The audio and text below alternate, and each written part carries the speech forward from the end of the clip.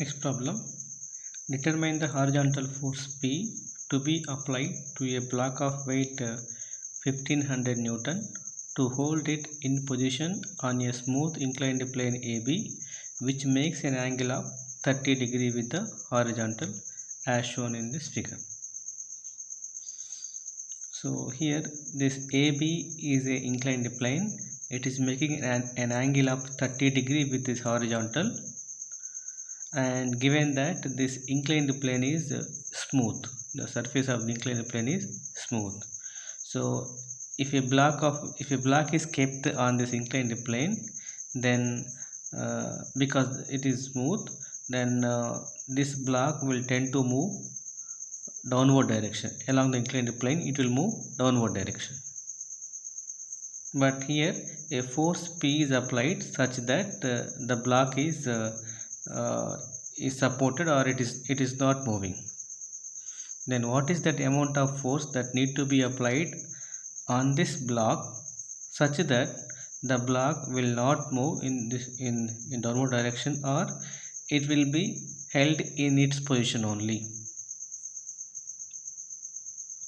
So again here the approach is, since now this block is at rest because of this applied force P, we can draw the free body diagram and show all the forces acting on the block, and then resolve the forces. In this case we will resolve the forces acting on the block along the inclined plane and normal to inclined plane, and then we can write sigma f along the inclined plane equal to 0, that is algebraic sum of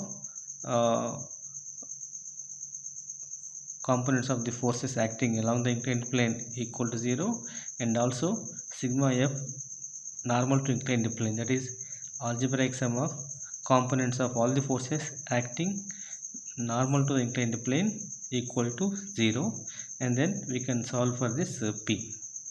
So let us draw the free body diagram now. This is the given inclined plane, angle 30. Let us say its centroid is located here. So to centroid or center of gravity, its self weight will act always, the weight will act vertically downward towards center of the earth, that is 1500 Newton, and here force P is acting. Now this block is in contact with this inclined plane. Now we have to remove this inclined plane and show the reaction exerted by the inclined plane on this block. As we said earlier, there will be two reaction forces, one will be tangent and other will be normal to the contact surface. The tangent component is called as the frictional force, and in this case, as this inclined plane is smooth, now there exists no friction at this contact surface between the block and the inclined plane. So only the reaction force will be, now it will act normal to the contact surface, that is here normal to the, this is the contact surface, normal to this, so something like this, and this angle is 90, and let us say this reaction is, say I'll call it as some n. So we have now here we have shown all the forces acting on the block, that is this block is in contact with the inclined plane. So we have removed the inclined plane and shown the reaction exerted by the inclined plane on the block, that is normal reaction n perpendicular to this contact surface here, and its self weight acting vertically downward is shown, and also the applied force, horizontal applied force P also shown here. Now here we have shown all the forces acting on the body. So this is nothing but the free body diagram for the block. This figure shows the free body diagram for this block. Now here again, as the dimensions for this block are not given, we can assume this block as a point object. So let me draw this again. This angle is 30 given. and now I'll assume this as a point object. So the same total block assumed as a point object. Now here its weight is acting vertically downward. Again I will show this 1500 Newton, and here the normal reaction acting normal to contact surface, the same is shown. Instead of showing like this, I will show like this also. Both are correct.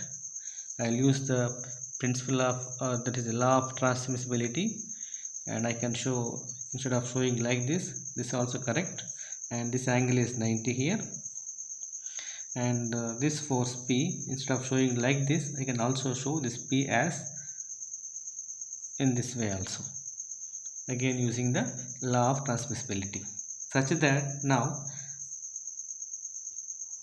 this angle is 30, so this angle also 30, because this P is horizontal. As this angle is 30, this angle also becomes 30. Now when we have inclined plane problems, then it will be better to resolve forces along the inclined plane and normal to inclined plane. In such case, then let us try to resolve the forces along the inclined plane and normal to inclined plane. Already here this N is acting normal to inclined plane, so no need to resolve it. Similarly, and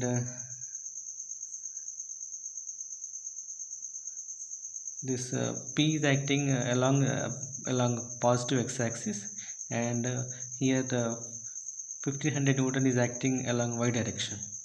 So if you see here, if we want to resolve along the inclined plane and normal to inclined plane, then here only N is normal to inclined plane, and other two are they are not acting either along the inclined plane or normal to inclined plane. Then in this case it will be better to resolve along x and y axis. So here resolving this N along x and y axis, so let us extend this horizontal line and also this vertical line. Already this P is acting along x-axis and this force is acting along y-axis, so we need to resolve only this reaction force N along x and y direction. Again, if you extend this further, so this is 90, it will become a right angle triangle. This is 30, it will become 60, and this complete angle is 90, then total it is 180, so this is 90, 60, this will become 30. Now if you resolve this into two components, this normal reaction and into two components are, one will be this and other will be this, and since this direction N is acting away from this point, both the components direction also act away, and this will become cos and it will become sine. As this is making angle 30 with this component, it will become cos. So again same is shown, the same is shown here.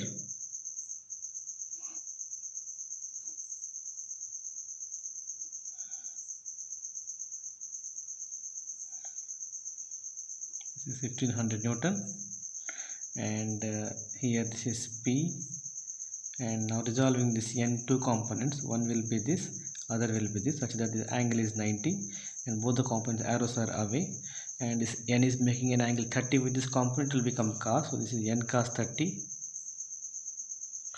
and this will become N sin 30. So this completes the resolution of the forces along x and y direction. Now we can write, as this block is not moving because of this applied horizontal force, we can write sigma fx is equal to 0.